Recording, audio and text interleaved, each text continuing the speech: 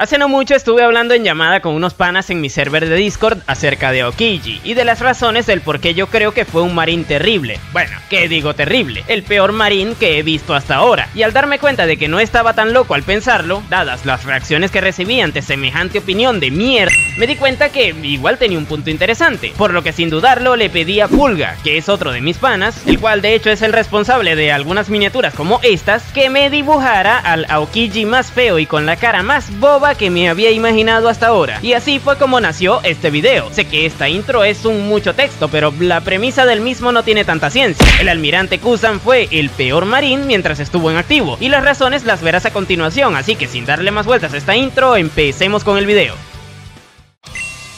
Bien, lo primero que debemos abordar es lo que hace a un marín ser un buen marín dentro de One Piece, y para ello necesitamos entender qué función cumple la organización a la que estos pertenecen en ese mundo. Si nos vamos a la definición que podemos encontrar en la wiki dedicada a One Piece, esta dice que, cito textualmente, es la fuerza militar marítima al servicio del gobierno mundial encargada de la aplicación de la ley, la seguridad internacional y las maniobras militares. Debido a su papel y acciones, es uno de los principales grupos antagónicos de One Piece. Y claro, en este video no me voy a limitar a seguir esas palabras como si de una especie de doctrina religiosa se tratara, por lo que analicemos un poco la definición para despejar cualquier duda que pueda llegar a quedar. Lo primero que se debe resaltar es que es una organización que está al servicio del gobierno mundial, es decir, al mando indirecto de Imu-sama, quien es de momento el villano principal de la historia. En pocas palabras, dicha organización se encarga de aplicar las leyes que éste dictamine. Ahora bien, si nos situamos en el mundo de One Piece, las leyes por las que se rige son dictaminadas por el gobierno mundial, es decir, si el gobierno dice que hay que proteger esto, por ley debe ser protegido. De la misma forma en la que si el gobierno dice que hay que destruir aquello, se debe destruir aquello. Y todo lo que sea desobedecer esas órdenes es ir en contra de la ley. Por lo que aquí entraríamos en la parte de la definición en donde decía que debido a sus acciones, la marina es uno de los grupos antagónicos dentro de la historia. Y esto se debe a que en múltiples oportunidades la misma se encargaba de aplicar actos que son moralmente cuestionables ante los ojos de los espectadores. La ejecución de Ace, por ejemplo, es una de ellas, puesto que tuvo esa condena solo por ser el hijo de Roger, siendo esto algo de lo que el personaje no era culpable, y aún así se le aplicó dicha sentencia. Pero bueno, con esto creo que queda bien en claro que la marina, por naturaleza, no tiene por qué ser buena dentro de su historia, ya que es una organización antagónica que está al servicio del villano principal de la obra. Es por esta razón que lo que hace un marín un buen marín no es el realizar actos que nosotros los espectadores veamos como moralmente buenos, sino más bien seguir las órdenes que le den desde arriba. Y sé que esta es una vaina que a algunos perroflautas que tienen serios problemas con la autoridad les puede llegar a chocar, pero es necesario que, para que logren comprender mejor cómo funciona el mundo de la obra que tanto aman, entiendan esto, y que se bañen de vez en cuando también es necesario,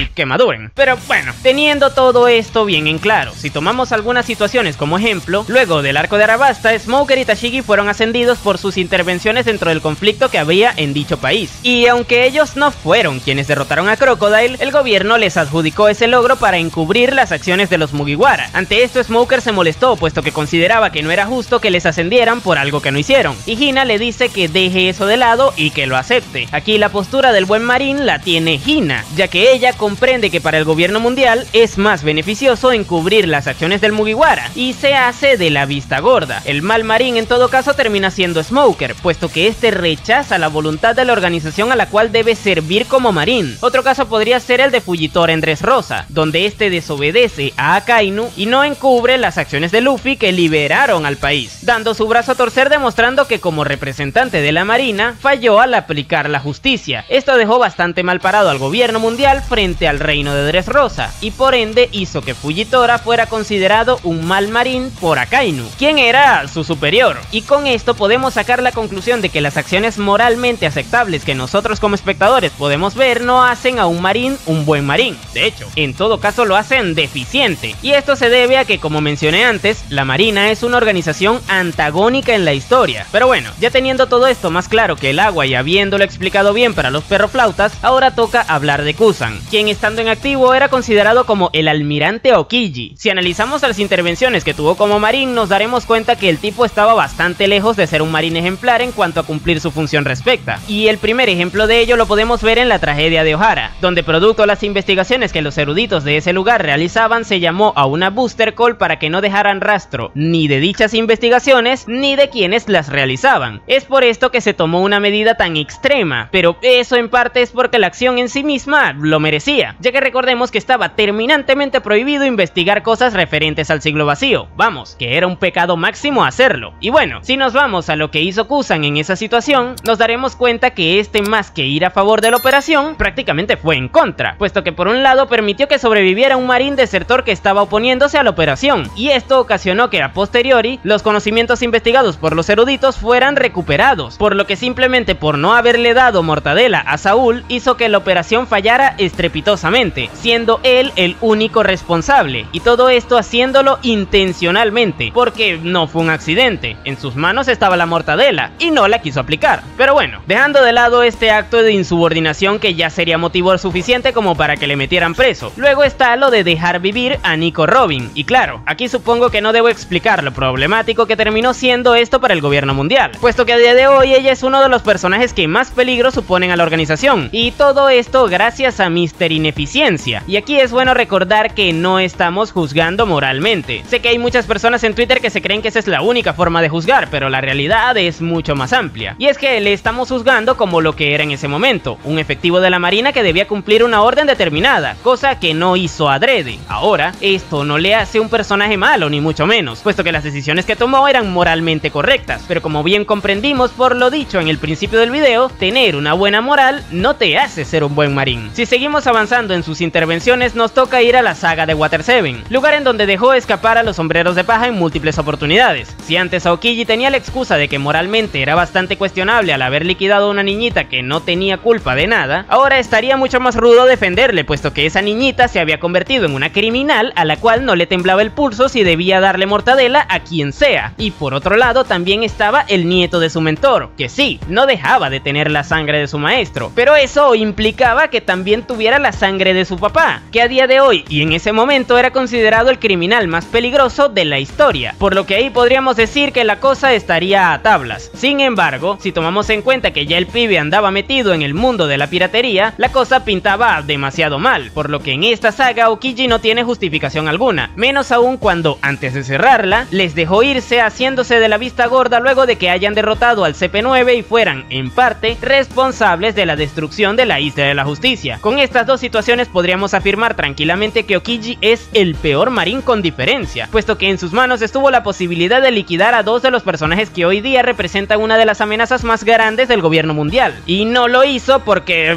no le dio la gana. Ciertamente esto se debe a que el personaje se rige por su propia justicia, la cual a ojos del espectador es moralmente más aceptada, pero como bien dije, esto no le hace un buen marín. Pero si creías que Aokiji simplemente fue un mal marín porque hacía lo que le daba la gana, pues te equivocaste, ya que incluso acatando órdenes el tipo era ineficiente. Y es que si nos vamos a Marineford, hubo una situación en donde este decidió congelar el mar para intentar frenar el avance de la banda de Shirohige hacia la base de la marina, pero lejos de cumplir su objetivo, le facilitó el de sus enemigos, puesto que a estos solo les bastó con bajarse de los barcos para continuar con su avance a pie, y esto adicionalmente entorpeció las estrategias de la marina, puesto que, debido al hielo que estaba alrededor de las compuertas que rodeaban la base, las mismas no funcionaron como deberían cuando fueron necesitadas, y en dicha guerra, Aokiji demostró que no tenía nadie a quien defender más que a la propia marina, es decir, no era que tenía una especie de alianza con el bando enemigo, o que estaba en desacuerdo con enfrentarse a Barba Blanca. Él estaba actuando completamente a favor de su organización, y aún así, seguía siendo ineficiente. Claro, cabe resaltar que esto fue simplemente un error de su parte, por lo que esto por sí mismo no tiene por qué hacerle un mal marín, pero sí uno ineficiente. Y si sumamos eso a las acciones que le vimos realizar en los arcos previos, se queda un combo bastante ridículo a mi parecer, puesto que el tipo, aparte de ir en contra del gobierno cuando le daba la gana, también era ineficiente cuando iba a favor, por lo que en definitiva, Aokiji es el peor marín que hemos visto hasta ahora. Y es gracioso, puesto que a pesar de ello, este fue un almirante, que es uno de los cargos más importantes de la organización. No obstante, a pesar de ello, dentro de la misma le tenían en muy alta estima, y esto es porque debido a su moralidad era bastante querido. Y claro, aquí nos vemos en la situación de que que, a pesar de que la Marina como institución cumple un rol antagónico, los integrantes de la misma, es decir, los Marines reconocidos y los randoms, no estaban del todo de acuerdo con las órdenes que debían acatar, ya que no es un secreto para nadie que aniquilar islas enteras simplemente por el pecado de un grupo de personas que vivían en ellas no es algo que a las personas promedio les agrade hacer. Y esto me lleva a la reflexión final. A pesar de que Okiji fue el peor marín visto hasta ahora, estaba adelantado a su época, puesto que todo indica que la organización sufrirá un cambio de visión al final de la historia. Esto debido a que los que representan el futuro de la misma se están enfocando más en realizar actos justos y moralmente éticos, en lugar de seguir a rajatabla lo que exige el gobierno, algo que ya el propio Kusan hacía en los tiempos en donde él también formaba parte de esa organización, por lo que no descartemos que el que hoy día es el peor marín, en un futuro termine siendo uno ejemplar cuando las prioridades de la organización se ajusten más a un sentido de la justicia más aceptado moralmente por el espectador. Pero bueno, si te gustó el video no te olvides de darle me gusta y suscribirte para que no te pierdas el siguiente que suba.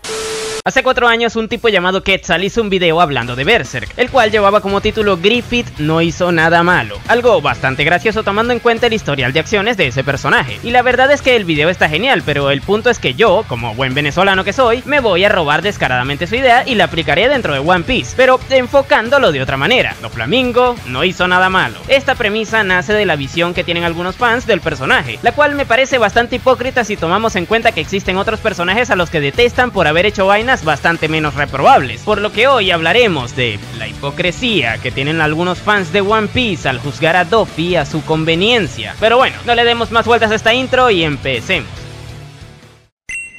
Bien, lo primero que tenemos que dejar bien en claro es que Doflamingo es actualmente el mejor villano de One Piece. Esto es importante tenerlo en cuenta, ya que el hecho de que el personaje actualmente sea tan querido se debe precisamente a que es el mejor villano. Y ojo, esto está buenísimo, puesto que yo soy de los que piensa que una buena historia requiere de un personaje que ejerce el rol antagónico de buena manera en la mayoría de los casos. Hacer un villano detestable es algo bastante fácil, lo difícil es hacer que le agarren cariño al villano a pesar de ello. Doflamingo logra esto último bastante bien, al igual que Griffith, y las razones son su buena construcción como personaje, los actos que realizó durante la trama y el carisma que logró mostrar mientras lo hacía. Pero bueno, me gustaría profundizar un poco más en esto para comprender un poco mejor las razones por las cuales este tipo con lentes extraños se ganó a la audiencia, y un poco más adelante hablaremos de la hipocresía que tiene parte de la misma al ser tan permisivos con él. Así que démosle primero con su construcción, y es que como todos saben Doflamingo representa esa figura de la maldad absoluta dentro de la historia, y esto se debe a que desde su concepción el tipo estaba destinado a ser un desgraciado, puesto que nació siendo un Tenryubito, cosa que hizo que desarrollara esa creencia de que estaba por encima de los demás. Y si a eso le sumamos la poca empatía que siempre tuvo, ya desde el vamos tendríamos a un psicópata en potencia. Y la cosa no hizo más que empeorar cuando su padre decidió renunciar a sus derechos como dragón celestial, situación que le llevó a él y a su familia a tener que vivir junto a las personas normales, las cuales les trataron extremadamente mal debido a que sabían de dónde provenían. De hecho, casi les dan mortadela. Debido a esto, el joven Doflamingo tomaría acciones en contra del responsable de toda esta vaina, y con un disparo liquidó la poca humanidad que le quedaba al mismo tiempo que mandó a dormir a su papá, y posterior a eso intentaría regresar a Mary Joyce, pero quienes se mantuvieron ahí le rechazaron. Sin embargo, su estatus de persona superior lo recuperó de cierta manera al cruzarse con los que en un futuro serían parte de su nueva familia. Esto obviamente le hizo llegar a la conclusión de que quienes estaban mal eran el resto y no él, ya que según él se merecía todo lo bueno, y quien no estuviera dispuesto a aceptar esa creencia se merecería todo lo malo. Y esto último lo demostró con su hermano, de hecho, puesto que luego de enterarse de que le traicionó, corrió con la misma suerte que su padre. Y sé que estoy contando su historia de forma muy resumida, pero esto se debe a que el video no es una biografía de Doflamingo. Hay muchos más temas que abordar, pero en resumen, Doflamingo desde niño tenía todos los tickets comprados para la rifa de ser un psicópata, y el mundo en el que vivió le terminó transformando en uno aún peor de lo que ya podría haber sido. Esto hace que su construcción sea sumamente interesante, y vuelvo y repito, me estoy saltando varias cosas en la misma, pero con esto solo busco demostrar el punto de que al menos por construcción tiene más que algunos personajes principales incluso. Esto es una de las razones por las cuales el tipo es bastante querido dentro del fandom, y otra también es los actos que el tipo realizó ya siendo un villano. Si dejamos de lado que le dio mortadela a su hermano y a su papá, cosas que tienen más que ver con su trasfondo que otra cosa, ya siendo un villano el tipo hizo bastantes vainas destacables como el haber manipulado un montón de gente para que actuaran a su conveniencia, engañándoles en algunos de los casos y en otros utilizándoles como títeres, literalmente. Por otro lado también está el claro abuso de poder poder que demostró tener al maltratar a algunos de los personajes que le seguían, y un ejemplo de ello era Violet, personaje con el cual tenía una relación, y ustedes dirán que de dónde me saqué esto. Pues bueno, en el SBS del tomo 83 Oda dijo que ambos mencionaban sus nombres de una forma muy particular debido a que mantenían una relación, la cual él como autor no podía explicar, ya que esto no dejaba de ser un manga para niños, y tampoco hay que ser un genio para imaginarse el tipo de relación que tenían. Pero la cosa no hace más que empeorar al darnos cuenta de que Violet estaba manteniendo una relación con el tipo que se encargó de arruinarle la vida siendo consciente de ello. Vamos, una cosa bastante curiosa, no se los voy a negar.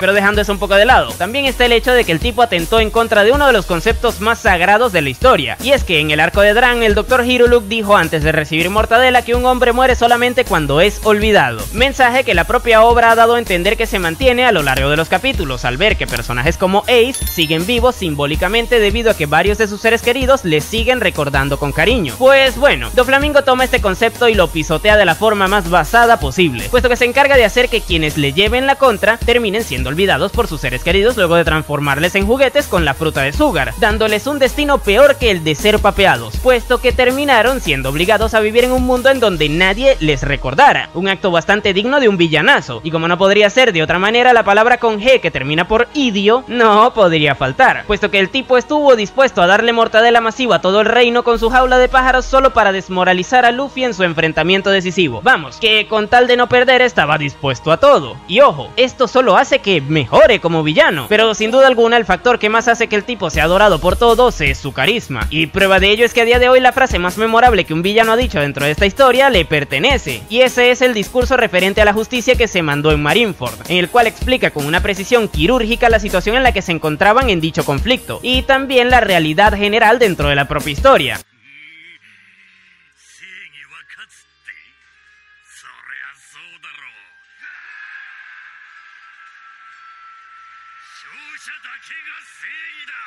Pero adicional a eso, también vemos que el tipo dentro de toda su locura es capaz de tenerle simpatía a los miembros de su familia, protegiéndolos o incluso siendo comprensivos con sus fallos en algunas situaciones. Por cosas como esta es que el personaje está en tan alta estima dentro del fandom, y eso en parte me alegra un montón, puesto que se le da bastante valor y se lo merece. Sin embargo, la hipocresía llega en el momento en el que se odia a otros personajes por haber realizado acciones que en el caso de Doflamingo son aplaudidas, y para demostrar esto traeré a un personaje bastante querido dentro de este canal.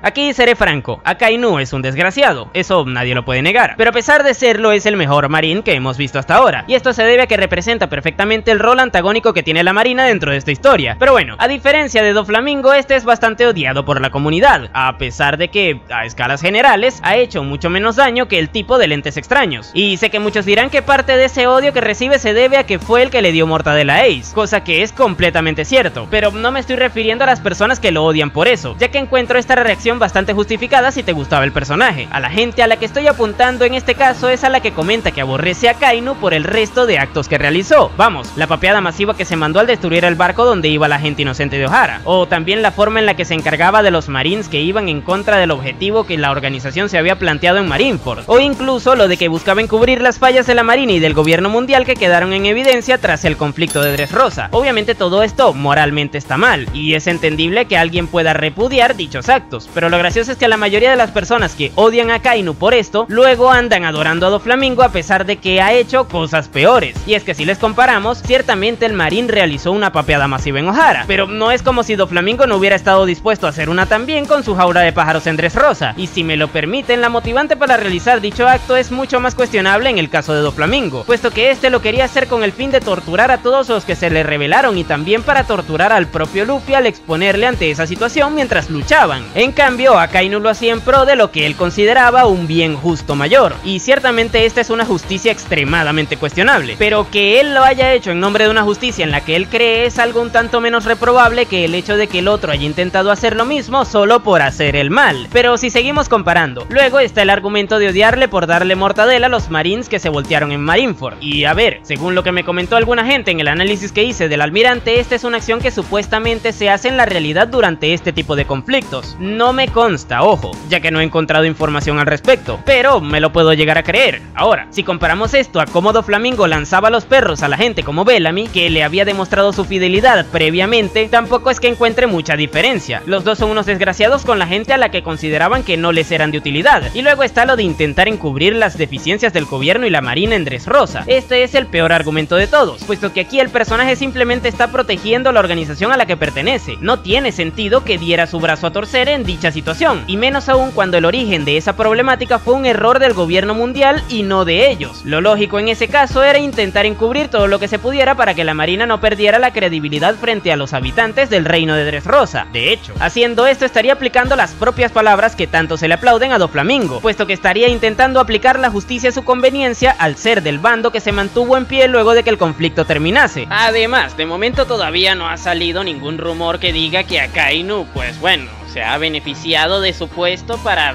rifarse a alguna señorita de la marina. Y con Doflamingo pues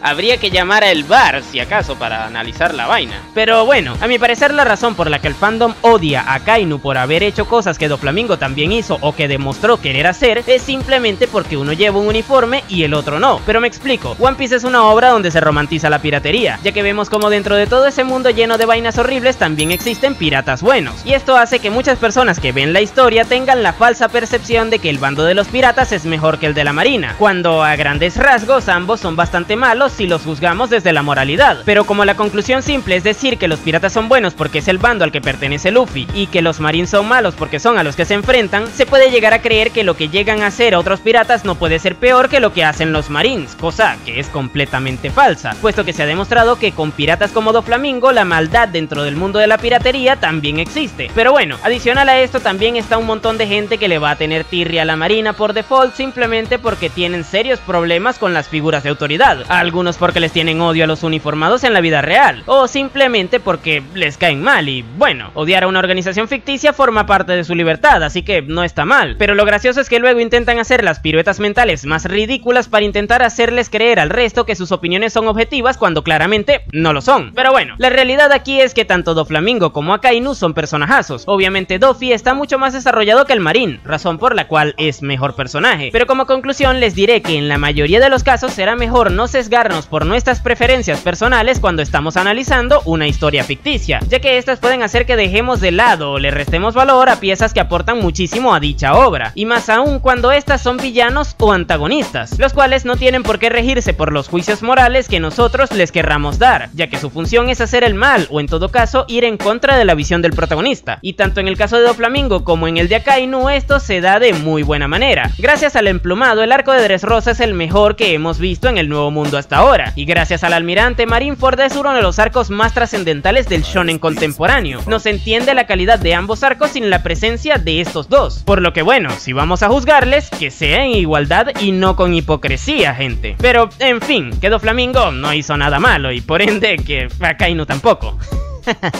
Ok, esto obviamente es sarcasmo. Si te gustó el video no te olvides de darle me gusta y suscribirte para que no te pierdas los siguientes que suba. Monkey D. Garp es uno de los personajes más poderosos de One Piece, siendo a su vez uno de los marines más famosos, en parte gracias a su forma de hacer las cosas. Estas le sirvieron para motivar a distintas generaciones posteriores a la de él dentro de la organización. No obstante, detrás de esa simple forma de actuar se esconde un dilema gigantesco. Durante la historia, el héroe de la marina tuvo un debate interno donde participaron por partes iguales su ética, su deber y su rol como abuelo, razón que le da sentido a este video. A pesar de ser uno de los mejores marines de la organización, ¿es realmente Garp un buen abuelo? Descúbrelo ya en este video. Tú puedes llamarme Napo y en esta oportunidad hablaremos del héroe de la marina, pero no le demos más vueltas a esto y empecemos. El primer punto que debemos abordar para comprender al personaje es tener bien en claro sus valores, los cuales se fueron construyendo a lo largo de su vida. Y es que lo poco que sabemos de Garp fue que desde que tenía más o menos unos 22 años ingresó en la marina. La motivación que tuvo para unirse a la organización de momento es desconocida, pero lo que sí es un hecho es que durante su carrera fue el rival de Goldie Roger. Y ojo, recordemos que este último no era una mansa paloma, puesto que como bien se nos comentó en su momento en Marineford, fue su tripulación la responsable de aniquilar similar la antigua de Squardo, por lo que a lo largo de esa rivalidad, Garp debió haber estado a la altura para haber sobrevivido. No obstante, debido a los numerosos combates que ambos personajes tuvieron en su momento, desarrollaron ciertos lazos de confianza debido a que poco a poco se fueron reconociendo, tanto como para que incluso pelearan juntos frente a los Rocks en el incidente de God Valley, razón suficiente como para que el proclamado rey de los piratas le confiara la vida de su hijo. Es aquí donde vemos la primera evidencia de sus valores, puesto que a diferencia de la organización a la que pertenecía, este se negó a buscar acabar con su vida, más bien todo lo contrario, veló por su seguridad ya que pensaba igual que su rival, los hijos no deben cargar con los pecados de sus padres, y por otro lado, este no se enorgullece del todo por salir victorioso ante los Rocks, ya que debido a esto mismo se le atribuye haber defendido a los Tenryubito que ahí se encontraban, algo que él nunca hubiera buscado puesto que no quiere tener nada que ver con ellos, probablemente por la forma en la que ellos tratan al resto de personas. Esto le motivó a negarse a recibir un ascenso en la organización, puesto que le obligaría a recibir órdenes de la nobleza, por lo que en resumen, Garp tiene su propia justicia, no le compra el paquete completo a la marina, así como tampoco simpatiza con lo que hay detrás del gobierno mundial. El vicealmirante conoce muy bien dónde está parado, este mundo está lleno de peligros y él lo sabe, razón por la cual se mostraba tan violento al interactuar con Luffy, puesto que sentía que debía prepararlo para el mundo en el que este iba a crecer. No obstante, este es un método de crianza muy cuestionable si pensamos un poco en las repercusiones negativas que podría tener, pero bastante lógico al venir de un marín que pasó prácticamente toda su vida enfrentándose a cualquier tipo de peligros. Y ojo, esto no lo justifica, pero sí lo explica. La cuestión es que en este mundo solo triunfan los fuertes, por lo que haría lo que fuera para que sus nietos no fueran víctimas del mismo. Es por esa misma razón que tras recibir la orden de Sengoku de capturar a Luffy en Water 7, este no se contiene. Si quería ser un pirata debía ser tan fuerte como para escaparse de él, aunque claro, con cierta complicidad previa, la cual exploraremos a profundidad más adelante en el video. Por último, me gustaría resaltar el detalle de que es justo con sus propias acciones, y eso lo podemos ver en pequeños detalles como que es él mismo quien repara el desastre que causó en Galei La, por petición de sus subalternos.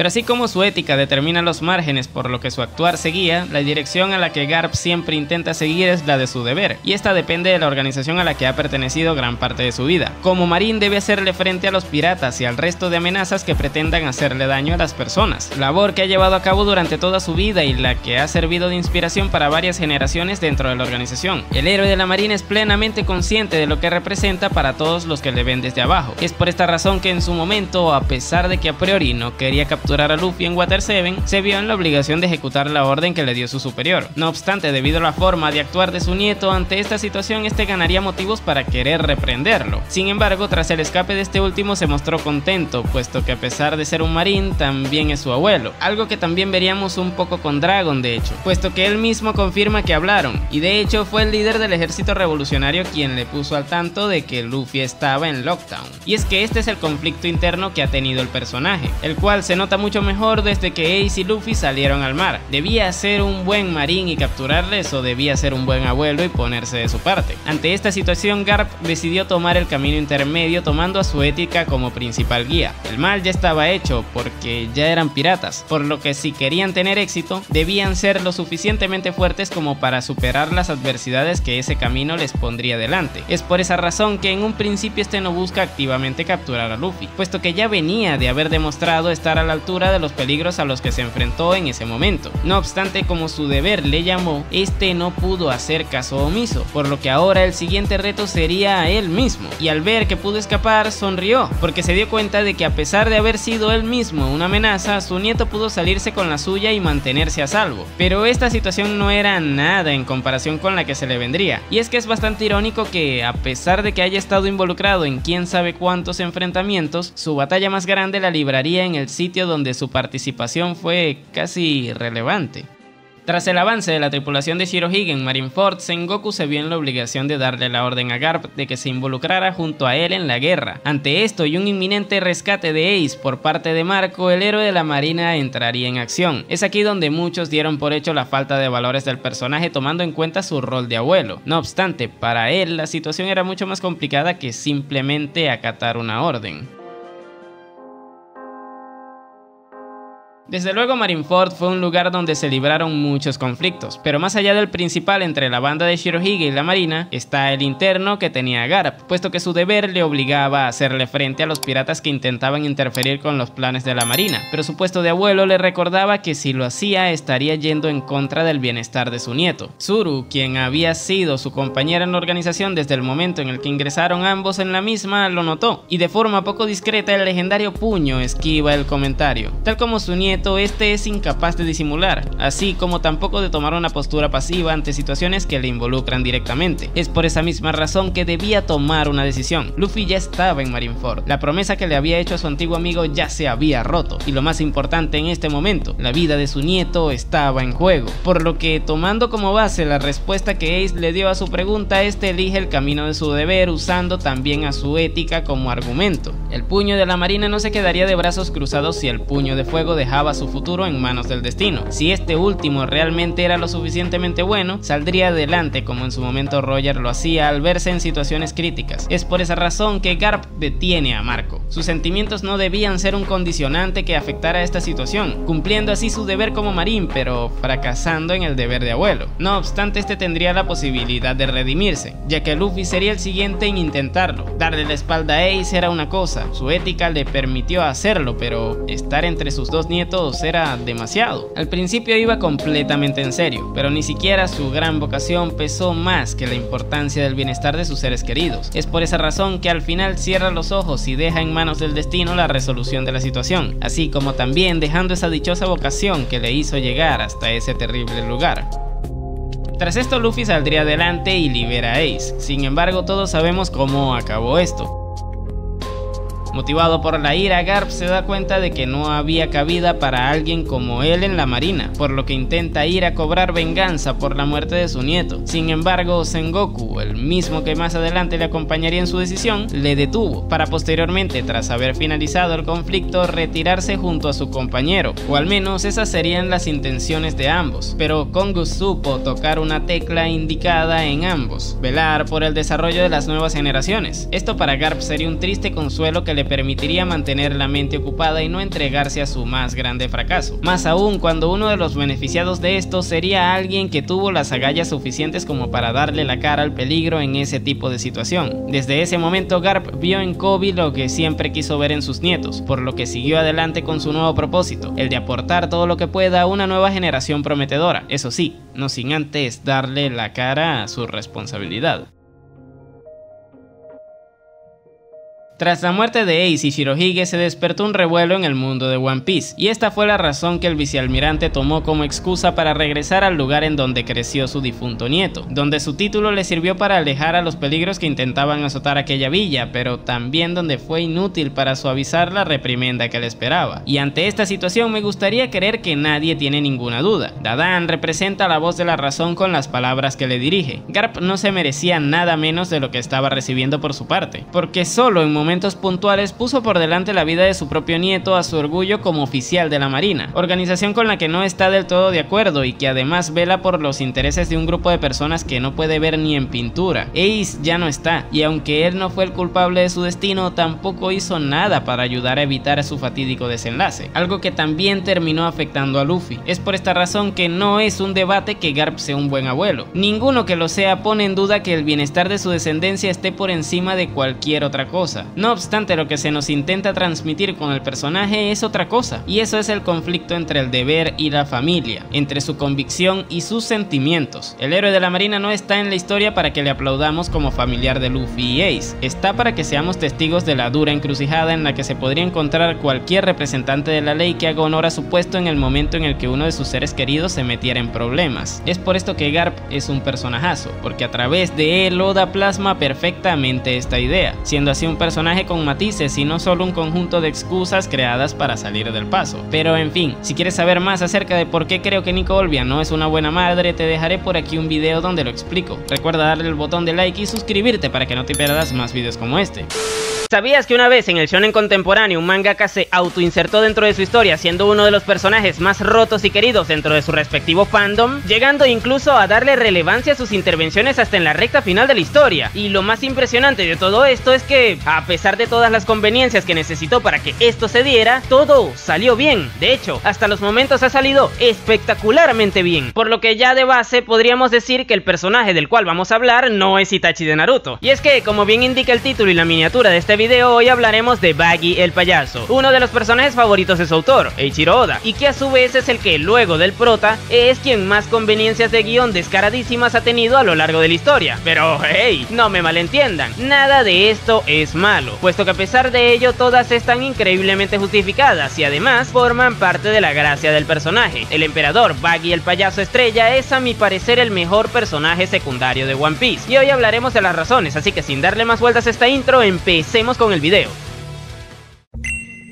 Bien, sé que tiendo a abrir con el trasfondo del personaje cuando hago este tipo de videos, pero como en esta oportunidad hablaremos de cómo fue trabajado Buggy dentro de la historia, es más oportuno que vayamos analizando sus intervenciones en todos los arcos donde apareció, para que de esta manera entendamos cómo fue trabajado el personaje secundario a lo largo de la historia. Y dicho esto, no hay otro lugar en donde empezar que no sea Orange Town. Pero más allá de resumir todo lo que ocurrió ahí, me gustaría profundizar más en el hecho de que fue en ese momento, que no deja de ser su primera aparición, cuando se nos empezó a construir la importancia que el personaje tiene para la historia, ya que recordemos que ahí Buggy comenta su relación con Shanks al ver el antiguo sombrero de paja ahora siendo usado por Luffy. Y aquí sé que muchos dirán que esto no tiene por qué dar pie a ninguna relevancia ni nada por el estilo, pero yo creo que la idea de que el sombrero de paja de Roger, que desde el vamos ha sido el pilar fundamental de la historia, terminara siendo usado por el protagonista es una cosa que se debe tener presente desde el planteamiento de la obra, y entendiendo que si Shanks iba a estar entre el medio de los dos portándolo él también, podríamos afirmar tranquilamente que lo de que Buggy fuera un tripulante de Roger no es para nada un guionazo, ya que como bien mencioné al principio, desde que se nos presentó el payaso ya se nos deja bien en claro que fue compañero de Shanks, y por ende tripulante de Roger. Pero volviendo al sombrero, una cosa que en retrospectiva me parece maravillosa es que Buggy le haya dañado su tesoro a Luffy, precisamente en el arco de los tesoros, ya que recordemos que esto ocurre en el arco en donde se nos plantea que los tesoros no necesariamente tienen por qué ser bienes costosos, puesto que existen cosas que trascienden el valor monetario, y a pesar de que, debido a la postura que el payaso tiene en el mismo, que es lo contrario a esta visión, muy en el fondo Buggy compartía también esa forma de ver las cosas, y en su momento valoró ese sombrero tanto como quienes lo han portado, pero de eso hablaremos un poco más adelante. De momento quedémonos con esta épica imagen de dos Yonkou resolviendo un conflicto con una patada en las bolas estando en el mar más débil de todos. Increíble. Pero bueno, si seguimos avanzando en su participación en la historia, luego nos damos cuenta que tras ser derrotado Oda decide hacer énfasis en lo que ocurrió posteriormente a dicho acontecimiento, explicándonos que al igual que Luffy, este pudo llevarse bien con Gaimon, demostrándonos así que este tipo está lejos de ser un villano desalmado e irreparable como lo podría ser Doflamingo, por ejemplo. Y tras ese encuentro se cruza con Alvida, quien andaba en búsqueda del sombrero de paja para vengarse, por lo que al tener los mismos intereses, estos se establecen una alianza para lograr ese objetivo, el cual posteriormente intentaron ejecutar, nunca mejor dicho, en Lockdown, que fue donde se encontraron con los sombreros de paja. Y fíjense lo interesante que es la imagen de un tripulante de Roger intentando acabar con la vida del novato que heredó su voluntad justo donde este dio inicio a la era de la piratería. Obviamente, para sorpresa de nadie, Buggy no logró su objetivo, y esto podría deberse a una conveniencia narrativa, guionazo, etc. Llámalo como quieran, pero a mi parecer es el destino mismo quien le indica al payaso que su camino no iba a ser el de diezmar la voluntad de su capitán, por lo que tras haber recibido un rayo que permitió que quien lo porta se liberara y escapara, el payaso también logra hacer lo mismo, pero por su lado, emprendiendo así su viaje por el Grand Line. Y aquí muchos dirán que no tiene sentido que Buggy pudiera cruzar la Reverse Mountain y adentrarse en Paradise, ya que nunca demostró los conocimientos necesarios para hacer esto. Pero tenemos que tener en cuenta que este tipo fue un aprendiz en el barco que logró atravesar el mundo, por lo que, aunque no aparente ser un buen pirata, al menos los conocimientos los tiene dada su procedencia. Pero bueno, ¿quién diría que estando en Paradise se cruzaría con el hijo biológico de su capitán? Y que este evitó hacerle daño no por eso, sino por el hecho de que pertenecía a los que en ese momento eran la banda pirata más poderosa de todas, los piratas de Barba Blanca. Como bien mencioné previamente, a pesar de que Buggy parezca un idiota, bueno, realmente sí que lo es, pero a pesar de eso, este conoce muy bien el mundo en donde está parado, y gracias a esto se pudo evitar muchos problemas como este. Lastimosamente lo que no pudo evitar fue el ser capturado por la marina mientras estaba en búsqueda del mítico tesoro del Capitán John, razón por la cual le vimos posteriormente en Impel Down cuando Luffy se adentró en el lugar para para intentar rescatar a Ace. ¿Quién hubiera dicho que Baggy terminaría ayudando al heredero de la voluntad de Roger a rescatar a quien era su hijo biológico en la prisión de máxima seguridad? Obviamente a cambio de un mapa de un tesoro, pero a fin de cuentas esos detalles no cambian el hecho. Pero bueno, durante el escape Baggy conoce a Mr. 3, otro villano que había sido derrotado por Luffy, y estos establecen una alianza para lograr escapar del lugar, y posteriormente, al lograr salir de la prisión, también conoce a Crocodile, que será un personaje bastante importante más adelante. Ya llegados a este punto no podríamos pensar otra cosa distinta a que Baggy va a ser un alivio cómico recurrente dentro de la trama, puesto que no deja de ser gracioso que esté metido en un grupo que incluye a dos sexy Chichibukai, un alto cargo del ejército revolucionario y el protagonista, grupo que realizó un hito histórico dentro de ese mundo: escapar de Impel Down, una vaina que nadie más allá de Shiki, antiguo tripulante de Rocks, había logrado hacer. Y aunque nosotros nos lo tomemos con humor, esto no es un chiste. No. Ajá, seguimos, vamos. Esto para el gobierno mundial sí que es algo, puesto que ya de entrada Baggy era conocido como un antiguo tripulante de Roger, y que ahora se hubiera escapado de Impel Down era indicativo de que ese tipo, de alguna u otra manera, era peligroso. Y esto no iba a mejorar, puesto que el destino de ese grupo era dirigirse a la que actualmente sigue siendo la guerra más importante que hemos visto en la historia, Marineford, sitio en donde por mera conveniencia, el hombre más fuerte del mundo decidió establecer una alianza momentánea con él, ofreciéndole un duelo a cambio luego de que la guerra terminase. Todo esto por mera conveniencia, cabe recalcar, ya que Baggy era quien estaba al mando de la gran mayoría de presos que se encontraban en prisión, mismos que servirían como carne de cañón en dicho enfrentamiento. Pero claro, eso lo sabemos nosotros. Lo que interpretó la mayoría de los testigos de aquello fue que Baggy era tan grande como para que Barba Blanca le considerara como un igual, y esto obviamente haría mucho más grande la figura del payaso de cara a la galería, quien posteriormente también se encaró al mejor espadachín del mundo, así como también sobrevivió a los ataques provenientes de los almirantes de la marina. Sea por guión o no, Baggy dentro de su mundo no deja de ser un tipo bastante peligroso, puesto que logra hacer vainas bastante resaltantes a pesar de estar entre los más poderosos, y tras la llegada de Shanks, el simple hecho de que le hablara como a un igual sin tener ningún tipo de reparo en amenazarle hizo que esa figura se fuera hasta los cielos. Y es que si contamos los hechos hasta ahora, este tipo, además de haber sido el tripulante de Roger, también se escapó de la prisión de máxima seguridad. Posteriormente estuvo presente en la Guerra de la Cumbre, donde sobrevivió a múltiples ataques de los personajes más poderosos que ahí se encontraban, retó a un duelo a un emperador y posteriormente discutió de tú a tú con otro. O sea, para cualquiera que no haya visto más del personaje, que vendría siendo el público común dentro de One Piece, Baggy debería ser una especie de dios pirata, ya que si es por historial, el tipo tiene uno impresionante. Pero bueno, debido a todo esto, luego de que el conflicto de Marineford terminara y que este se reencontrara con su tripulación, recibe una carta del gobierno mundial ofreciéndole el puesto de Shichibukai, el cual acepta, sin darse cuenta de que esa elección le terminaría cambiando la vida.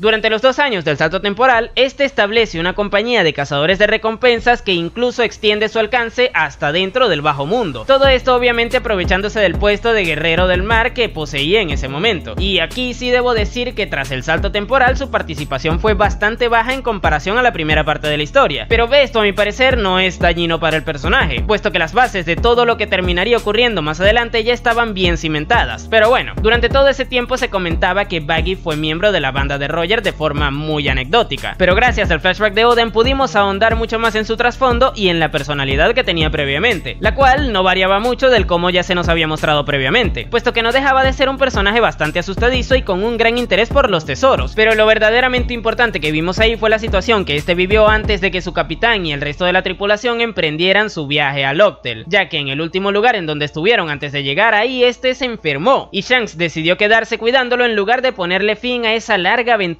que ambos tuvieron, puesto que le dio mucha más importancia al bienestar de su compañero antes que a eso. Y la clave de una cosa de la que hablaremos más adelante está en que luego de esto, Shanks comentó que ambos llegarían por su propia cuenta más adelante, siendo esto algo en lo que profundizaremos. Pero de momento, siguiendo con la progresión de la historia, habiendo acabado el flashback de Oden, no volvemos a ver a Baggy hasta que se resuelve el conflicto abierto que había quedado tras la abolición del sistema de los Shichibukai. Ahí se nos explica que este fue salvado por Crocodile, personaje con el que ya había establecido previamente obviamente una relación, y la razón por la cual este le ayudó fue porque le debía el dinero que Baggy usó para establecer su compañía, la cual le ofreció como pago, volviéndose así la base de operaciones de Sir Crocodile, quien regresó de nuevo como personaje recurrente usando a nuestro payaso como herramienta, y su primer movimiento no fue otro que fichar a Dracul Mihawk, otro ex Shichibukai que se encontraba en una situación bastante incómoda. Ya con este movimiento se establecería la alianza entre ambos, a la cual le decidieron llamar Cross Guild, misma que el gobierno mundial y la marina interpretaron como una alianza de 3, en donde Baggy no es que estuviera a la par que ellos, sino que, dada su historia, dedujeron que este era el líder de dicha alianza.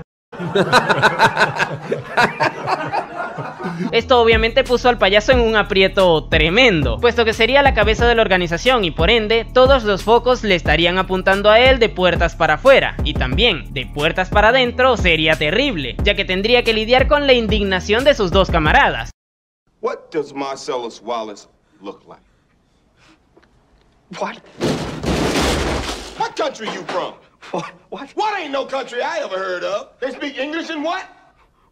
What? English, motherfucker. A quienes no les quedó de otra que resignarse ante esta situación y aprovecharse de ella, organizándose como Crocodile siendo el cerebro de la Cross Guild, Mihawk el músculo y Baggy la cara visible que les sirve para que los otros dos pasen más desapercibidos. Esto a mi parecer es grandioso, puesto que por un lado es una vaina que lejos de favorecer a Baggy le puso en un aprieto, o al menos así es como él lo ve, y esto se demuestra al verle sufrir estando en esta situación. Por ende, no se podría decir que se salió con las suyas, ya que está constantemente siendo golpeado y humillado por los otros dos, y a su vez le da importancia a Mihawk, quien se encontraba en un limbo extraño luego de que se aboliera el sistema Shichibukai, pero ahora este pertenece a una facción que, debido a cómo funciona, será importantísima para la trama más adelante. Y por último, devolviendo a Crocodile a la acción, un tipo que, a pesar de haber sido derrotado muy temprano dentro de la historia, no deja de ser un genio del crimen organizado, y todo esto utilizando a Baggy y a toda la participación que ha tenido hasta ahora de forma lógica.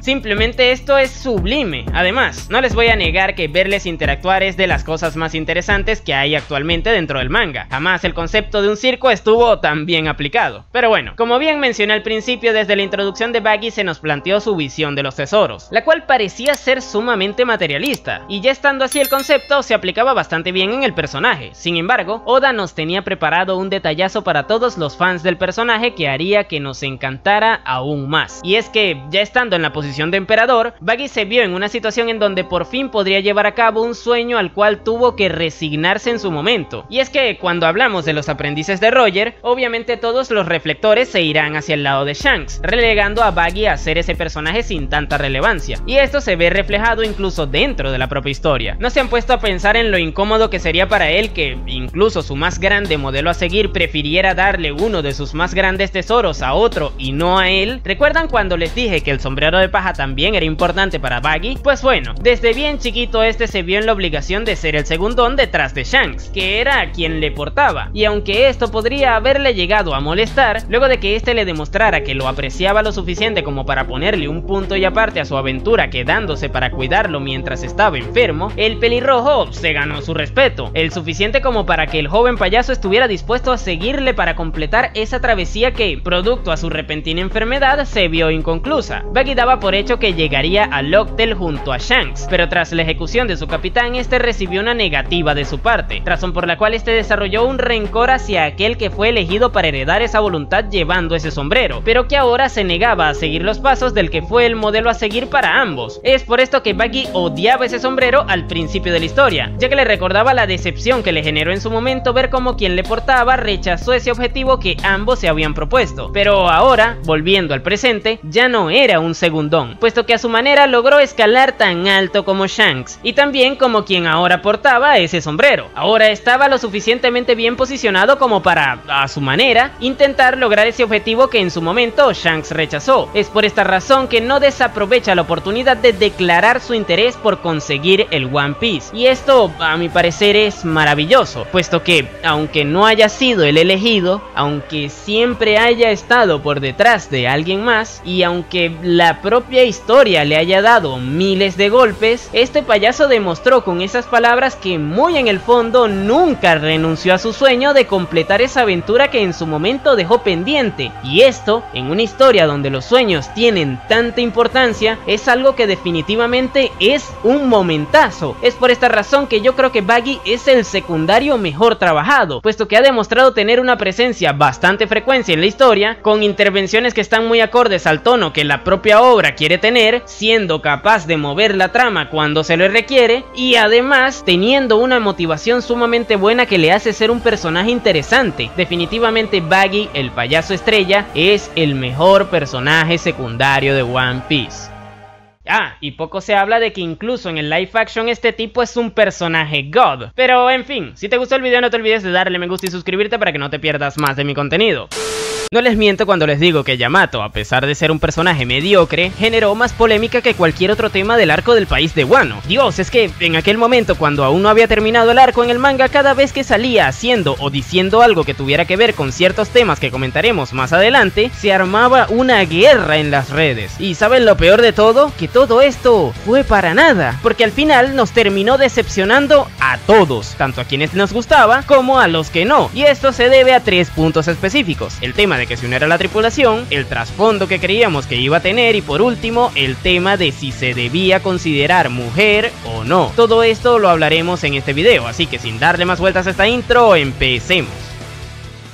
Bien, empecemos por lo que generó una de las guerras más patéticas vistas hasta ahora, el tema de que si se uniría a la banda o no. Bien, lo primero que hay que explicar es que durante los acontecimientos de la guerra de Onigashima, se empezó a especular que los sombreros de paja saldrían de ahí, aparte de victoriosos, con un nuevo Nakama además de Jinbe. Y esto creo que se originó por un diálogo que supuestamente dijo Luffy en alguna oportunidad donde afirmaba que tendría 10 Nakama o algo así. Total, que debido a eso se generaron dos grandes bandos dentro de la comunidad, los que apoyaron al Carrot Nakama, ya que recordemos que veníamos de Whole Cake y ahí la coneja tuvo una participación bastante decente, y luego estaban los que, motivados por el hype, apoyábamos el Yamato Nakama. Y sí, como lo escucharon, yo era Yamato Taro, lo admito. Es más, me siento orgulloso de haber pertenecido a ese bando y no al otro, y las razones las diré un poco más adelante, pero bueno, a medida que el arco iba avanzando y que Yamato cada vez iba teniendo más importancia, el Yamato Nakama iba agarrando más forma. A fin de cuentas no dejaba de ser una muy buena adición a la banda, ya que era extremadamente poderosa y tenía mucho potencial en cuanto a desarrollo. Mientras que el bando del Carrot Nakama pasó a ser un bando que se encargaba enteramente a desacreditar la postura contraria, y no de formular posturas que favorecieran el personaje que ellos apoyaban. Esto debido a que no había nada que apoyar. Carrot cada vez tenía menos protagonismo y eso hacía que ese bando se volviera aún más gracioso, ya que pasaron de hablar de las razones por las que Carrot debía ser Nakama a las razones por las que Yamato no debía serla. Vamos, al verse en una situación donde sabían que no iban a ganar, tampoco querían ver al otro bando triunfar.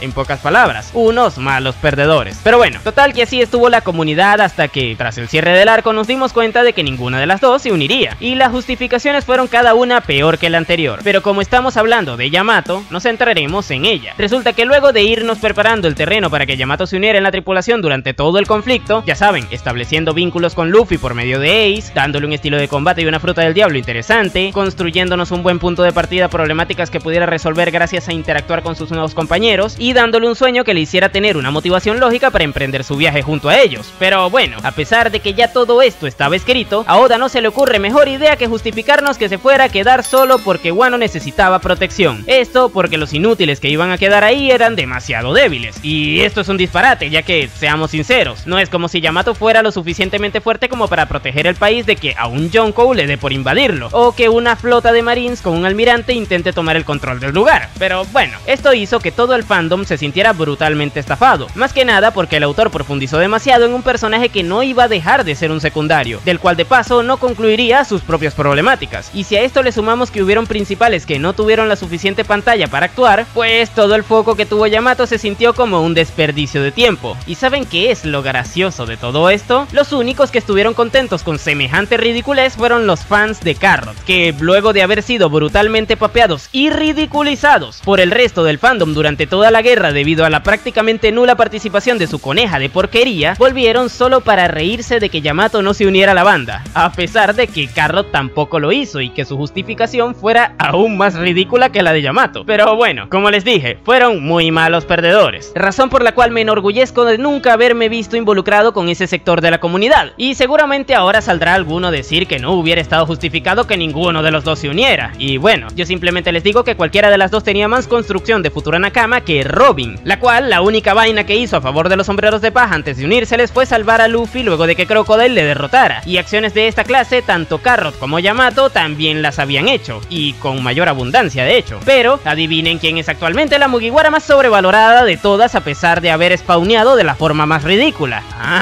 El fandom de One Piece nuevamente demostrando su hipocresía. Pero bueno, como bien les mencioné antes, el hecho de que Yamato no se uniera hizo que terminara teniendo un potencial brutal desperdiciadísimo, puesto que esta tenía temas vinculados y problemáticas sumamente interesantes que se pudieron explorar de buena manera estando en la banda, y una de ellas podría haber sido la relación con su padre. Y es que, si analizamos el conflicto que Yamato tenía con Kaido, la verdad es que al principio daba a pensar que sería sumamente interesante, puesto que esta no dejaba de recordarle el trauma que Oden le había generado. Pero esto no quedó en nada, puesto que lo único que se nos mostró fue cómo Kaido le castigaba por esa misma razón, y cómo, de la noche a la mañana, a pesar de que vio cómo durante prácticamente toda su vida su hija le llevaba la contra, decidió que sería buena idea intentar transformarla en la shogun del país. Luego, en el enfrentamiento que ambos tuvieron, este se dedicó a decirle que no debía confiar en los humanos, y la verdad es que nunca le dio una razón convincente para que no lo hiciera. Sin embargo, al menos con todo esto, el emperador demostraba que le tenía cierto aprecio a su hija, ya que si le estaba advirtiendo algo era para protegerla de cierta manera, y si le ofrecía el puesto de shogun era porque quería confiar en ella, y esto demuestra que de cierta manera la quería. Y ojo, esto no le hace un buen padre ni mucho menos, pero tomando eso en cuenta, al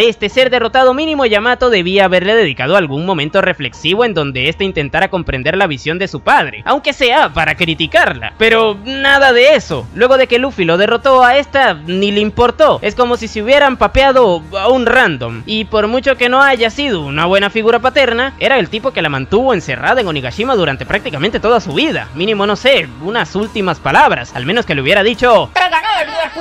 Pero nada, y miren que si se hubiera unido a la banda, al menos se hubiera podido explorar esa situación más adelante, quizás habiendo llegado a una conclusión mejor gracias a interactuar con alguno de los que hubieran sido sus Nakama. Pero bueno, con esto Oda nos demostró que todo el tiempo invertido en sus flashbacks fue completamente desperdiciado, puesto que aún teniéndolos sigue siendo mediocre en el aspecto de su trasfondo. Pero ya si hablamos de desperdicios, hablemos de su conflicto principal, el cual era el de su identidad, y esta forma parte de la premisa del personaje. Yamato se creía Oden, pero real, o sea que se llamaba a sí misma Oden, hasta el punto en el que también se refería a sí misma en masculino. Y a ver, esto fue sumamente problemático, puesto que no dejaba de ser un personaje con una apariencia completamente femenina, identificándose como hombre en un manga de peleas, es decir, una obra en donde el target principal son hombres jóvenes con las hormonas alborotadas. Pero si a eso le añadimos que One Piece es el manga por excelencia de los perroflautas, pues bueno, terminamos teniendo una guerra en la comunidad donde la gente discutía acerca del género de Yamato, la cual, más que ser un debate interesante en donde ambos bandos tenían posturas bastante buenas, era más bien una batalla entre dos bandos que competían por ver cuál de los dos daba más cringe. Pero bueno, dejando esa pelea entre deficientes mentales de lado, el tema con Yamato es que la problemática de su identidad dentro de la obra era bastante interesante, puesto que por mucho que se quisiera identificar como un hombre, situación que respetamos en este canal, cabe resaltar, esto no debía verse motivado por querer ser un personaje que no era, ya que Yamato no se identificaba como hombre porque se sintiese uno, se identificaba como hombre porque quería ser Oden, literalmente. Vamos, que hasta le dice a Momo que ella era su padre, y Momo se queda con cara de...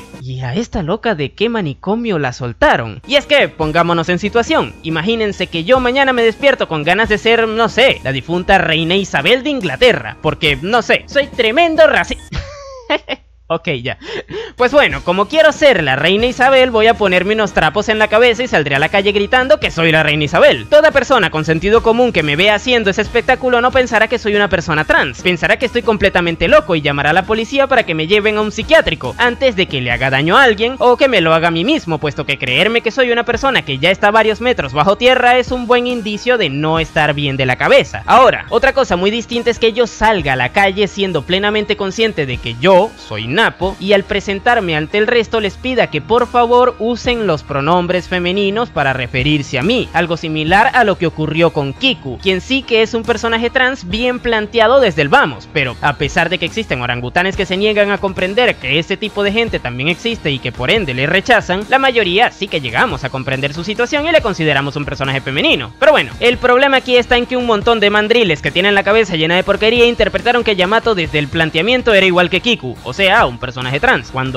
no lo era, puesto que a diferencia de Kiku, quien tenía su identidad bien definida desde el vamos, Yamato se creía Oden. Y ojo, esta situación dentro de la historia no está mal, puesto que indicaba que habría una evolución por su parte, en donde ella dejaría de lado eso de querer ser un personaje que ya había estirado la pata y continuaría identificándose como hombre, pero ahora también identificándose como Yamato y no como Oden. Pero ¿saben cuál es el problema? Que esa evolución no existe, ya que nunca vimos a Yamato plantearse a sí misma la idea de que quizás eso de creerse un fiambre no estaba bien, y Oda nos quiso solucionar eso, supuestamente dibujándola mientras se bañaba con los personajes masculinos en contraposición a Kiku haciendo lo mismo, pero con los femeninos. Y supuestamente aquí quedaría todo claro, sumamente mal planteado y patéticamente mal desarrollado, pero quedó claro. Aplausos para todos esos que dijeron desde el vamos que Yamato era hombre. Supongo que en ese momento se quedaron sumamente orgullosos con semejante personaje mediocre. Y aquí debo hacer un paréntesis, Oda es un experto en desarrollar personajes no binarios, y esto lo demostró incluso antes de haber empezado a dibujar One Piece, puesto que en Rurouni Kenshin, manga en donde este trabajó como editor, este creó a un personaje no binario con un conflicto mucho mejor planteado y trabajado que el de Yamato, a pesar de que este último lo creara posteriormente con 30 años de experiencia luego de esto. Bravo Oda, te ganaste aplausos fáciles con Yamato aprovechándote del sector más conformista y fétido que hay en el fandom de tu obra. O bueno, eso fue solo de momento, puesto que unos cuantos meses más tarde el hombre demuestra que se echó para atrás, ya que al parecer se dio cuenta del tremendo personaje mediocre que terminó siendo Yamato y saca un coloreado en donde solo hay personajes femeninos dentro del mismo, y ahí le incluye, reavivando nuevamente el debate. Todo esto porque ni el propio autor se pone de acuerdo en cómo se identifica un personaje que él mismo creó, y lo más gracioso de todo esto es que incluso a día de hoy, luego de que esto último quedara demostradísimo, aún siguen habiendo trogloditas que se creen que la identidad de Yamato está bien definida, sea la que sea, mujer o hombre. Yamato no es ninguno de los dos, Yamato simplemente es un disparate, un personaje que demostró ser una imbécil al renunciar a su propia voluntad, pero por sobre todo, un personaje mediocre que en el futuro será recordada más por la polémica que tuvo que por las acciones que hizo en el arco de Wano. Pero ¿saben qué es lo peor de todo? Que a pesar de todo esto, no es el peor personaje de Wano, existe un personaje peor, y de eso hablaré más temprano que tarde. Si te gustó el video no te olvides de darle me gusta y suscribirte para que no te pierdas más como este.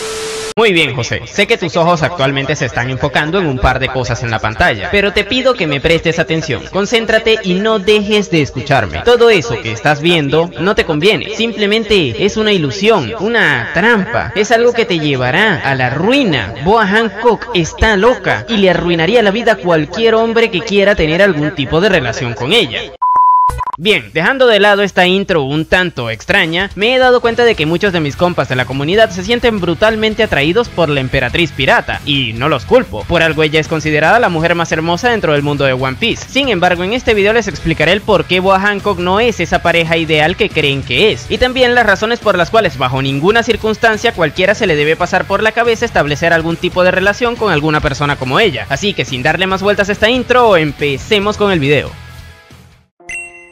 Bien, lo primero que tenemos que tener en cuenta para sacar nuestras conclusiones respecto a este tema es de dónde proviene el comportamiento de Boa Hancock, y para ello debemos irnos a su trasfondo, del cual no sabemos mucho, pero con lo poco que conocemos nos basta para comprenderle, y es que Boa Hancock creció en la isla de las piratas Kuya, es decir, desde que nació estuvo siempre rodeada de mujeres. Esto obviamente le condicionó en su forma de ver la vida, puesto que en donde cada uno de nosotros crecimos veíamos cierta paridad en cuanto a hombres y mujeres respecta, razón por la cual nunca llegamos a ver al género contrario como alguna especie de extraterrestre o qué sé yo. Pero bueno, eso con Boa no sucedía, puesto que como bien dije antes, creció sin una presencia masculina que le hiciera acostumbrarse a la idea de que los hombres también podrían ser sus semejantes. Y sí, sé que Rayleigh estuvo presente en algunos momentos de su vida, ya que ésta le conoce e incluso confía en él, pero en este caso, un solo palo, nunca mejor dicho, no hace montañas. Pero bueno, eventualmente Hancock se convirtió en una pirata Kuya junto a sus hermanas, pero en una de sus expediciones su barco fue capturado por unos tipos que negociaban con personas privadas de su su libertad. Y sí, sé que existe un término muchísimo mejor para referirme a esto, pero ustedes ya se imaginarán cómo se pone YouTube con todas estas vainas. Pero bueno, posteriormente fueron llevadas a la casa de subastas de Sabondi, donde les compró un tenryubito, el cual les privó de su libertad, y eventualmente, estando en esa condición, se les obligó a comer sus frutas del diablo, esto con el fin de brindarles algún tipo de entretenimiento a sus captores. Y aquí debo decirles que si bien es cierto que no se especifican las cosas que vivieron ellas tres dentro de ese lugar, tampoco hay que ser un genio para llegar a la conclusión de que...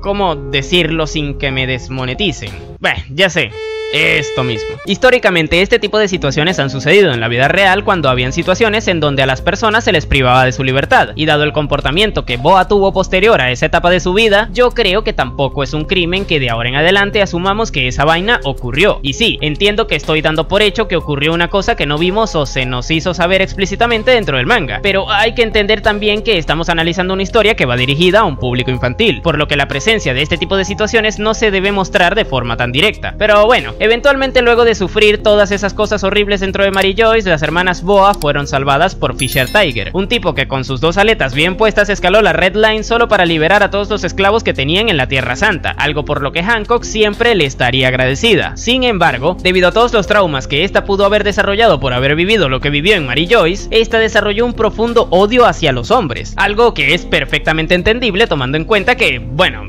ya saben, este tipo de cosas. Y aquí debo hacer un paréntesis dentro del video, ya que si bien es cierto que en el mismo pretendo abordar los temas que mencioné en la intro desde la comedia, esta situación específica que vivió Hancock sí que debe ser tomada con seriedad, ya que muchas personas han pasado por situaciones parecidas, y obviamente esto no es nada gracioso ni tampoco un motivo de burla. Además, aprovecho para hacer énfasis en que las personas que pasan por este tipo de situaciones no son menos que nadie en ningún sentido. Pero bueno, cierro paréntesis. Debido a todas estas vivencias, Boa desarrolló una vaina que se llama misandría, la cual es, en resumen, el odio abierto hacia las personas del género masculino. Esto obviamente proviene de lo que vivió, y a pesar de que está completamente sustentado en algo lógico tomando en cuenta las secuelas que arrastraba el personaje, igual no se justifica que sea misándrica, puesto que absolutamente nada va a justificar que odies el 50% de la población. Pero bueno, Hancock llegó a la conclusión de que los hombres son malos, pero que hay alguna que otra excepción dentro de ellos. Y esto ya de por sí es una red flag gigantesca, muchachos, ya que si bien es cierto que se puede llegar a comprender de dónde provienen esos pensamientos de Hancock, si nos remitimos a lo que es hoy día el personaje, o sea, una misándrica, ya de base no es un buen partido para nadie, puesto que si eres hombre, lo más probable es que te odies simplemente por haber nacido con una salchicha, y si corres con la suerte de que no te odia simplemente por tener una salchicha, y por alguna razón decide establecer algún tipo de relación contigo, la cual de hecho no tiene por qué siquiera ser amorosa, lo más probable es que esta tipa terminará odiando a algún miembro de tu familia, de tus amigos o de tus conocidos, simplemente por tener una salchicha. Imagínate que, no sé, por lo que sea, te haces amigo de Boa Hancock y le invitas a una parrillada en tu casa. Lo más probable es que algún miembro de tu familia termine siendo golpeado, petrificado o directamente le dé mortadela, puesto que cualquiera que sea capaz de odiar a tantísima gente simplemente por tener una característica puntual, será capaz también de inventarse cualquier tipo de excusa, por muy ridícula que sea, para atentar en contra de las personas que reciben su odio. Y si no me creen, hay una historia de un pintor austriaco con un bigote gracioso que se pueden leer para comprobarlo. Pero bueno, por si fuera poco su misandría, también debemos incluir en el combo que trae Boa Hancock incluido la creencia de que tiene que estar por encima de todo el mundo simplemente porque es hermosa. En pocas palabras, como bien puse en la miniatura, la propia Hancock cree que el hecho de tener esos melones lo cambia todo. Como bien dijo en algún momento, ella misma se cree que puede hacer absolutamente todo lo que le venga en gana y ser perdonada porque está bien buena. Y a ver, lo último no es una mentira, pero igual está un tanto complicado eso de que pretenda que le permitan hacer y deshacer simplemente porque está bien bonita. Obviamente esta vaina le lleva a comportarse de una forma bastante desagradable, y ejemplos de esto lo podemos ver en el arco de Amazon Lily, donde no por nada en la primera parte del mismo ella ocupa el rol antagónico perfectamente, ya que se la pasa transformando en piedra a quienes le dé la gana y tratando mal al resto de habitantes de esa isla. Obviamente si hace esto con las personas que tiene a su alrededor, ¿qué te hace pensar a ti, José, que sé que me sigues escuchando desde la intro, que sepas que no me he olvidado de ti, qué te hace pensar que no va a replicar este tipo de comportamientos contigo? Aparte, poco se habla del combo rocambolesco que es ser abiertamente misándrica y también creerse que está por encima de los demás. Esta mujer tiene los componentes perfectos para ocasionar problemas de proporciones mundiales, ya que podría justificar cualquier acto que podría ser catalogado como un crimen de guerra simplemente porque es hermosa y le dio la gana de hacerlo. Obviamente esto es otro red flag. Bueno, ¿qué digo red flag? Esto ya no se merece ni una bandera, merece un letrero gigante que diga bien en grande que esta mujer poder no le conviene a nadie, ni como amiga, ni como amante, ni como pareja, ni como nada. Y aquí obviamente debo hacer otro paréntesis porque ya me imagino que vendrán las típicas personas que siempre vienen a tergiversar las cosas. Yo no me estoy burlando de la condición de Boa Hancock, la cual es la de una persona que pasó por... bueno, ustedes ya saben qué. Y llegó a esas conclusiones. Me estoy tomando con humor las actitudes aisladas que desarrolló el personaje a posteriori, las cuales no pueden ser justificadas de ninguna manera. Pero bueno, siguiendo con el tema, pongámonos en la situación de que tú, José, corriste con la que tú puedes llegar a creer que es la buena suerte de que Boa Hancock se interese en ti y establezcas una relación con ella. Pues bueno, que sepas que estarías durmiendo con una persona que, por cualquier malentendido, sea el que sea, puede llegar a hacerte esto mientras estás dormido.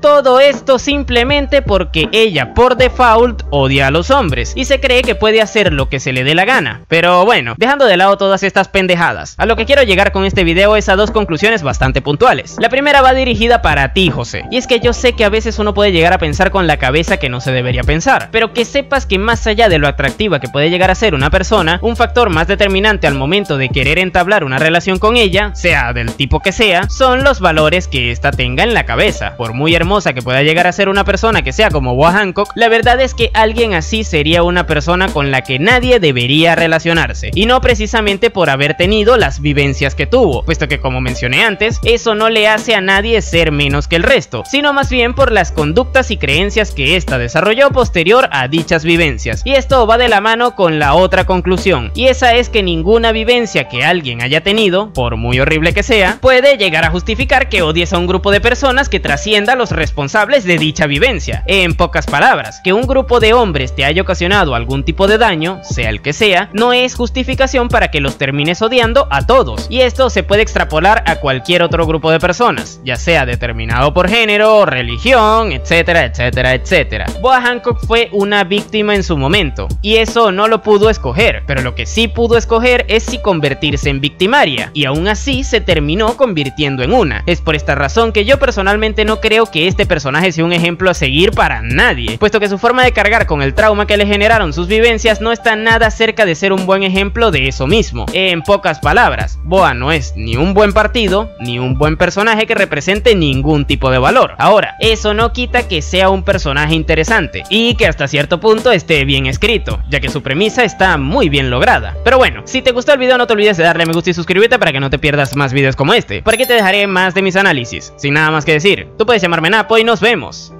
en el siguiente video.